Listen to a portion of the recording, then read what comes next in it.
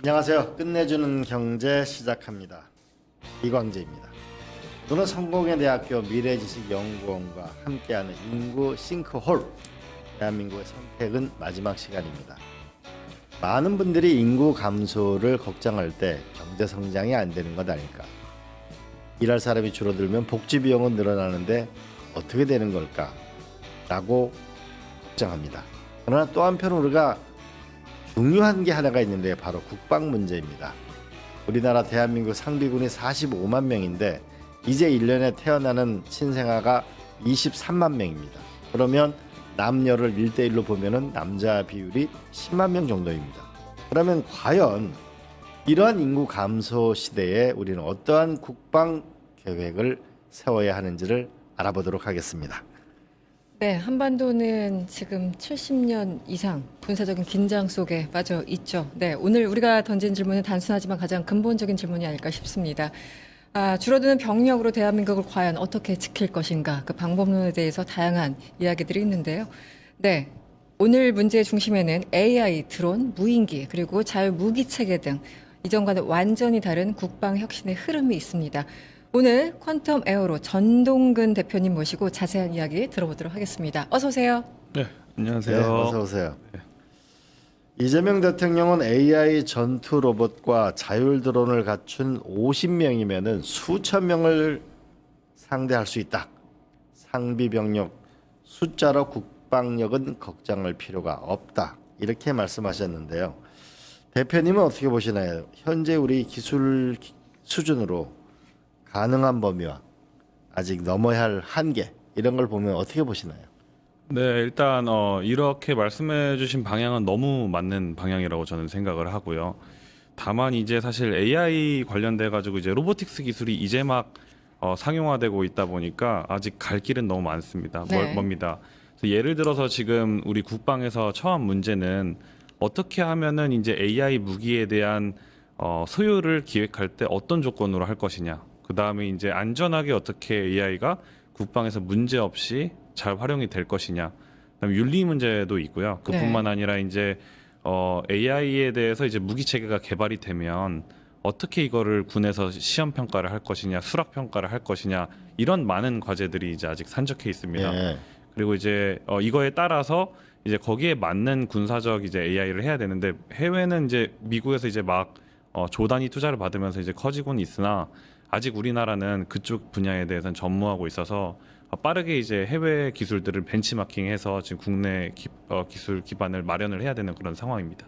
네, 대표님 지금 한국 같은 경우는 주변에 어떤 뭐 강대국으로 둘러싸여 있고 또 북한과 대치도 워낙 오랜 기간 이어지고 있는데요. 앞으로 이제 그 뭐 AI 드론이나 로봇에 대해서 자세하게 설명해 주기 전에 좀 큰 그림으로 이 정예군 그리고 첨단군으로서의 전환은 얼마나 실효성이 있는 전략인지 전체적인 어떤 평가를 좀 해주시면 어떨까요? 네, 일단 그 첨단군하고 이제 정예군이 이제 되게 중요해지는 이유는요. 이제 북한은 이제 과거서부터 지금까지 계속 이제 비대칭 전략을 계속 강화를 네, 해왔습니다. 그래서 지금도 마치 러시아 파병을 갔다 오면서 드론전에 대해서 경력을 쌓고 있고, 그다음 지금 이제 북한 노동자도 러시아 공장에 파견을 해서 그렇죠. 2만 명 가량 이제 드론을 매일매일 지금 제작하고 있는 성능을 보유하고 있습니다. 네. 그리고 이제 문제가 뭐냐면 전쟁이 끝나고 이런 사람들이 이제 돌아와서 AI 자폭 드론이나 이런 것들을 무지막지하게 이제 양산을 하게 되면 아하. 이제 우리나라 같은 경우에는 그런 비대칭 전략에 네. 노출될 수밖에 위험에 그냥 그대로 노출될 수밖에 없는 상황이고요. 그렇기 때문에 우리도 그거를 하드킬로 막을 수 있는 그런 AI 대드론 체계라던가 네. 드론을 잡는 킬러 드론 이런 것들이 많이 필요합니다. 그런 의미에서는 되게 첨단군하고 정예군이 반드시 필수라고 할 수 있겠습니다. 네. 저 부분은 상당히 유의 있게 봐야 되는데 북한군이 우크라이나 전쟁에 가서 첨단 드론 전쟁이었다 그러잖아요. 거기서 많이 훈련된 사람들이 돌아오면은 첨단화되면 우리도 첨단화를 어떻게 할 거냐. 또 하나 쟁점은요. 이 앞으로 숫자가 줄어들게 되면 모병제로 대전환을 해야 되는 거 아니냐. 그러면 지금의 사단 중심의 병력 구조 자체가 변화가 있어야 되는 거 아닌가? 이건 어떻게 보나요? 저는 그 이야기도 충분히 이제 고민해봐야 될 이제 시기가 되었다고 생각을 하고요. 그 다음에 이제 어쨌든 지금은 이제 사람이 무조건 많다고 그 전쟁에 유리하거나 그런 시대는 이제 지났습니다. 이제 AI 드론이나 이런 걸 많이 활용해야 되고 저희도 이제 사회와 이제 협의를 해야 되겠지만 타협을 해야 되겠지만 여론도 되게 중요하고 이제 앞으로 모병제로 가는 게 경제적으로나 이제 형평성적으로나 얼마나 그게 더 실효성 있는 건지 그런 건 이제 사회적 논의가 이제 시작돼야 되지 않을까 그렇게 생각을 하고 있습니다. 네. 조금 하나만 더 질문 좀 드리고 싶은데 최근에 그 국방 전문가와 인터뷰를 저 개인적으로 나눌 시간이 있었는데 당시 AI 드론 로봇에 대해서 많은 말씀을 주시는데 우리나라 이제 시작에 불과하다. 아직 할 것이 너무 많아서 조금 개인적으로 걱정이다. 이런 말씀을 해주셨거든요. 그 부분은 어떻게 보세요? 그거 정말 옳으신 말씀이고요. 왜냐하면 이제 AI라고 하면 너무 사람들이 크게 생각하고 뭉뚱그려서 뭔가 AI가 다 해줄 거라 생각을 하는데 맞아요. 네. 이제 AI가 이제 무기 체계단에 이제 도입이 되려면 앞서 말씀드렸던 안전성 문제뿐만 아니라 이걸 이제 어떻게 통제해서 운용할 것이냐. 그 다음에 결론적으로는 이게 이제 국방 데이터 센터는 그러면 이제 어떻게 할 것이냐. 네. 그리고 이러한 관리를 하려면 사실 징병제로 해가지고 1년 반 있다가 뭐 제대를 하게 되면 사실 전문성이 이제 구조적으로 갖춰지기가 되게 어렵고 축척이 안 되니까. 예, 그다음에 네. 이제 하사관하고 지금 장교들도 많이 이탈을 하고 있습니다. 맞아요. 예, 그러다 보니까는 이제 모병제로 해서 사실은 꾸준히 이렇게 계속 AI에 대한 전문성을 군 네. 내에서도 누군가는 쌓아야 되는데 그런 게 없이 지금 이제 구조로 가다 보면은 AI를 아무리 도입하고 선진 기술을 배워서 국산화한다고 해도 그걸 운용할 인력이 이제 없을 겁니다. 그렇군요. 네. 그래서 이제 그런 부분들까지도 단순히 이제 AI 전력을 이제 들여와서 전력화하는 것뿐만 아니라 이 전력을 운용할 첨단군 정예군을 어떻게 잘 갖출 것이냐 이런 게 되게 중요하다고 생각을 합니다. 네. 그 육군사관학교도 이탈이 많다 그러고요. 그렇군요. 네. 우리 하사관 이 군의 이탈이 굉장히 가속화되고 있다는 거는 우리가 위기의 신호로 봐야 될 것 같아요, 그죠? 네, 맞습니다. 주제를 조금 바꿔가지고요. K 방산이 이제 정말 이게 화제인데 네.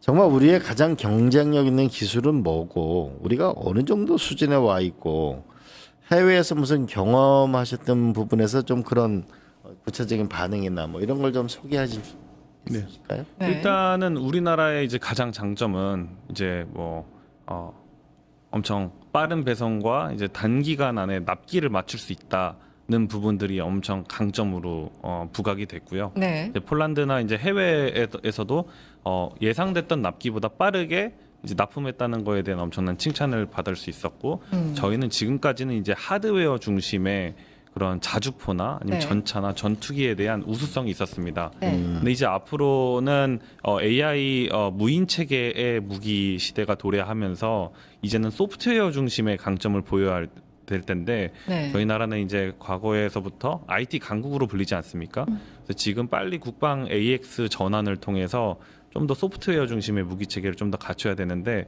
해외에서는 하드웨어 정말 잘 만드는 나라로 그렇게 잘 인식이 되어 있습니다. 네. 아까 납기일 말씀해 주셨는데 한국은 납기일 오늘이면 그냥 이미 한 3일 전에 와 있다고. 그래서 유럽에서 너무너무 좋아한다고. 네네. 프랑스는 1년 더 기다려. 뭐 이렇게 예. 얘기를 하는데 그래서 유럽의 많은 국가들이 우리나라 K 방산에 대해서 뭐 예. 가성비나 예. 네, 납기일 뭐 등등 네. 완전히 만족하고 있다 이런 얘기를 들은 것 같습니다. 네, 맞습니다. 그나저나 어쨌든 우리가 K 방산을 쭉 수십 년간 기술을 축적해왔고 개발해왔고 그게 지금 빛을 발하고 있는 것 같은데 이것도 약간 구조적인 변화가 또 필요하잖아요. 예. 이제 인공지능도 뭔가 부착해야 되고 네네. 앞으로 또 갈 길이 굉장히 멉니다. 네. 이 첨단군 전환 비용도 굉장할 텐데 네. 이 재정은 어떻습니까? 재정 같은 경우에도 사실 지금까지는 이제 첨단군이나 정예군에 대해서 하겠다는 사실 군에서는 큰 그림만 있었지 아직 본격적으로 예산 투입은 이제 내년부터 조금 시작이 됩니다. 네. 그래서 이제 그런 예산도 더 이제 추가적으로 편성을 이제 해야 되는 부분이어서 지금부터 이제 어떻게 할 것이냐. 근데 이제 저희가 우를 범하지 말아야 되는 것들은 너무 국산화 하다가 이제 사실 AI도 엄청 큰 분야인데 A부터 네. Z까지 다 AI로 우리 국산화하겠다 그러면 속도가 늦춰질 수가 있습니다. 그렇죠. 그래서 그런 점을 감안을 해서 이번에 이제 아직 예산을 이제 집행하는 게 이제 크게 본격적으로 시작은 안 됐다 보니까 그런 부분들에서 어떻게 빨리 전력화할 거냐. 그 다음에 지금 중요한 거는 이미 만들어 놓은 우리의 K 방산 하드웨어 장점을 잘 활용해서 어떻게 제2의 K 방산 붐 수출 붐을 이제 네네. 만들 거냐 이런 것들이 좀 중요할 것 같습니다. 네. 그럼 대표님이 보시기에 이게 미래전의 승패를 가르는 결정적 요소가 뭔지를 알아서 그걸 가지고 국방개혁을 해야 될 거 아니에요? 맞습니다. 네. 그렇습니다. 그렇잖아요. 뭐 그냥 국방개혁이 아니고 네. 미래전에 어떤 것이 결정적 요소가 돼서 그 결정적 요소 성공하려면 이런 국방개혁을 해야 된다. 그럼 그게 뭐가 있을까요? 일단은 그런 걸 식별해서 도입하는 것도 가장 중요한데요. 지금 이제 문제가 뭐냐면 이런 소요나 이런 것들을 보고 뭔가 기획을 해서 전력화를 하려 그러면 과거에 10년에서 15년 정도 걸렸고요. 네. 이제는 지금 좀 단축돼서 한 7년 정도까지도 걸립니다. 평균적으로. 근데 이제 문제는 지금 식별해서 이게 빨리 돼야만 된다고 생각해서 하는데 우리 국내에 전력화되려면 7년이 걸리면요. 네. 7년 뒤에는 그게 의미가 없을 수가 그러네요. 있습니다. 네. 그러다 보니까는 지금 뭔가를 식별해가지고 빠르게 국방 AX를 해야 된다는 것도 동의는 하지만 그 전에 기초 체력이나 기반이 다져지려면 어떻게 하면 빠르게 이 무기 체계를 획득하고 이거를 어떻게 빨리 군에 도입할 거냐 네. 이런 문제가 선행되어야만 해결이 되고 선행이 돼야만 이제 저희도 이제 그 다음을 이제 볼 수가 있을 것 같습니다. 맞아요. 그 얘기 하더라고. 군인들하고 얘기해 보니까 우리나라 무기 획득 체계가 무기 소요. 아, 이게 AI 드론이 필요합니다라고 이제 제기를 하게 되면 그것이 이제 몇 단계를 거쳐 가지고 결국 오게 된 게 한 7년 뒤에 오면은 그때 이미 다른 기술이, 무기가 다른 기술이 막 예. 대세가 돼 버린 거죠. 맞습니다. 그렇게도 되고요. 사실 아시겠지만 우크라이나 전쟁은 불과 일어난 지 한 3년, 4년 정도 이제밖에 안 됐는데 이제 그때서야 이제 드론이 어떻게 전쟁에서 게임 네. 체인징이 되는지 이제 3, 4년 만에 깨닫게 된 겁니다. 예. 근데 아직도 만약에 그때부터 뭔가 소요 기획을 해서 됐으면 3, 4년 뒤에까지도 아직도 지금 시점에서 보면 도입이 안 되는 거거든요. 그러다 보니까 이제 그런 문제점을 진짜 해결하지 않으면 또 그런 앞으로 계속 아무리 식별을 해도 그 식별된 기술들이 큰 의미가 없을 수 있다. 이런 걸 좀 말씀을 드리고 싶습니다. 네. 그 대표님은 군 관계자들도 직업상 네. 만나시죠? 예, 뭐 예. 다분 항상 현장에 있다고. 이 군 관계자들은 요즘 어떤 얘기를 가장 많이 하나요? 어떤 요구를 할까요? 이거는 좀 빨리 해줬으면 좋겠다. 답답하다. 뭐 이런 게 있을까요? 일단 엄청 많은데요. 네, 엄청 많아요. 많은데 다 얘기해 주세요. 네. 일단 첫 번째는 이제 예를 네. 들어 지금 뭐 AI 드론을 얘기했으니까 아직 군에 도입된 AI 드론은 없긴 한데 드론은 있습니다. 근데 이제 문제가 뭐냐면요. 이게 3천만 원짜리 드론도 있고 1억짜리 드론도 있고 한데요. 네. 이제 사실 드론은 날리다 보면 떨어지기 십상입니다. 그다음에 이제 많이 자폭 드론도 떨어지죠. 그렇고 떨어지는데 이제 군은 사놓고 나서 이제 걱정이 되는 겁니다. 내가 만약 이거를 진짜 임무를 위해 쓰다가 떨어지면 다 자기 책임이니까 이게 운영 안 하니만 못하다 생각하고 있어도 그 두려움 때문에 손쉽게 접근을 못 하고 있는 그런 상황입니다. 그리고 이제 그게 실제 상황이에요? 예, 실제 너무 상황입니다. 아닌 것 같은데요. 훈련하고 네. 못하는 거잖아요. 자동차 망가질까봐 자동차 시운전 못하는 거 똑같은 그런 거예요. 겁니다. 그런 게 지금 실제 현상에서는 좀 벌어지고 있어서 네. 그런 이제 부담감을 지금 많이 좀 덜어주는 그런 것들이 좀 필요할 것 같고요. 그다음에 이제 드론은 때때로는 이제 무기 체계로도 구분이 되는 경우가 있습니다. 네. 그러니까 사실은 자폭 드론은 소모성이어서 탄약처럼 쓰고 나면 원래 이게 전력 지원 체계로 분류가 돼야 된다는 부분도 있긴 한데 무기 체계로 분류를 하다 보니까 네. 무기 체계는 망가지면 안 되지 않습니까? 그래서 그러다 보니까 이제 드론 운용을 하면서 그런 거에 대한 걱정과 두려움이 되게 큽니다. 그래서 그런 것들도 좀 그러니까 그 부담을 좀 줄여주는 게 필요하고요. 네. 그 다음 이제 또 한 가지 트렌드를 봤을 때 제가 어떤 현상이 벌어지고 있느냐를 보면 아까 말씀드렸다시피 7년도 엄청 빠른 겁니다. 보통 10년에서 20년 정도 걸리거든요. 네. 무기 체계를 전력화하려면. 그러면 이제 그 각 요소 절차별로 그 의사 결정을 해서 이 무기 체계로 가겠다고 결정하는 사람들이 있습니다. 근데 이제 이게 예를 들어서 그때 당시 의사 결정할 때는 그게 맞는 의사 결정이었는데 무기 체계가 전력화된 뭐 10년이나 20년 될 때쯤에는 의미가 그렇죠. 없어지니까 네, 네. 이제 그때쯤 가서 다시 감사원이나 이런 기관들이 다시 추적을 해서 그때 의사결정 내린 사람들한테 왜 그런 의사결정을 했냐 하고 책임을 지우는 일도 간혹 있습니다. 그러다 보니까 우리 공무원 사회나 아니면 이 군 조직이 되게 경직화돼 있어서 어떤 무기 체계를 도전적으로 하거나 실험적으로 하기에는 네. 너무 두려움이 많습니다. 예, 제도 변화가 필요하네요, 그죠? 네, 맞습니다. 근데 지금 얘기를 듣다 보니까 결국은 이제 국방력도 새로운 신기술이 나와야 되는 거네요, 그죠? 예, 미국 국방부를 보니까 이제 그러다 보니까 워낙 빠른 속도로 발전하다 보니까 대학교 내에 국방연구소를 많이 두는 것 같아요. 네, 그 맞습니다. 스타트업이라는 게 많이 중요해 보이는데 그죠? 네, 맞습니다. 그래서 이제 미국에서는 DIU라는 조직이 있습니다. 그래서 DIU? 네, 네. DIU는 Defense Innovation Unit의 약자인데요. 네. 그 같은 경우 국방부 산하 조직이고요. 네. 근데 어디에 있냐면 실리콘밸리에 있습니다. 아하.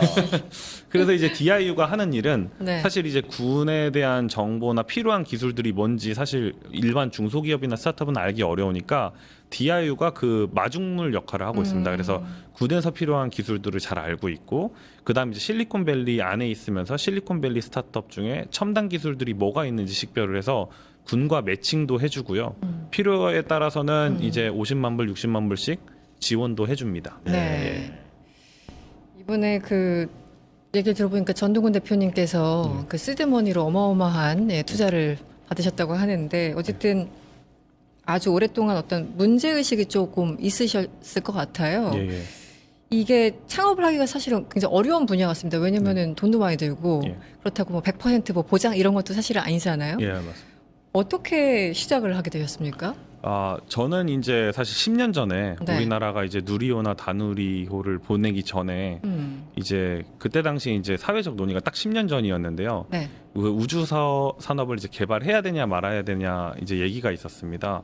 그때 이제는 우리가 나로호도 2번 실패해서 3번째 겨우 보냈고 러시아 기술 이전 받아서 그다음에 이제 그 우주인들도 사실 사업이 제대로 안 되면서 먹튀 네. 논란도 있고 이러다 보니까 그랬었죠. 이제 우리나라가 그때 당시에는 우주 산업을 해야 되는지 말아야 되는지 그런 이슈가 있었는데 제가 그때 당시에 이제 버즈 올드린이라고 닐 암스트롱하고 달 착륙하신 네. 우주인을 한국에 모시고 왔었습니다. 아. 그러면서 이제 여론 환기도 시키고 그 다음 아. 연도에 이제 그때 당시 이제 미래부에서 2천억 예산 편성을 해서 누리호랑 다누리호가 지금 갈 수 있게 되었는데요. 그때를 그렇군요. 시초로 네. 이제 그러면서 이제 봤던 흐름은 나사 주도 관주도의 우주 개발이 이제 스페이스X가 나오면서 이제 민간 주도 우주 개발로 넘어가고 있었고요. 네네, 머스크. 그리고 네. 그런 성공 DNA를 갖고 미국 정부에서는 국방 개발도 관주도, 달파 주도의 국방 개발에서 팔렌티어 안드릴 쉴드 AI라는 회사가 나오면서 민간 주도 국방 개발로 바뀌게 되었습니다. 네. 네, 앞서 말씀드린 이런 문제점들 때문에 우리나라가 빠르게 국방 기술을 도입하지 못했던 답답함들이 있어서 네. 그런 게 이제 사실은 저희도 관주도의 국방 개발보다는 저희 같은 스타트업들이 나와서 민간주도 국방 개발을 빠르게 이끌어야 지금 인구 구조 문제나 군 이런 첨단군으로 변화시키는 데 있어서 정말 필요한 역할이 아닐까라고 생각을 해서 이 사업을 시작하게 되었습니다. 네. 우리 대표님의 궁극적인 꿈, 최종 목표와 꿈은 뭡니까? 마지막 질문인데. 네.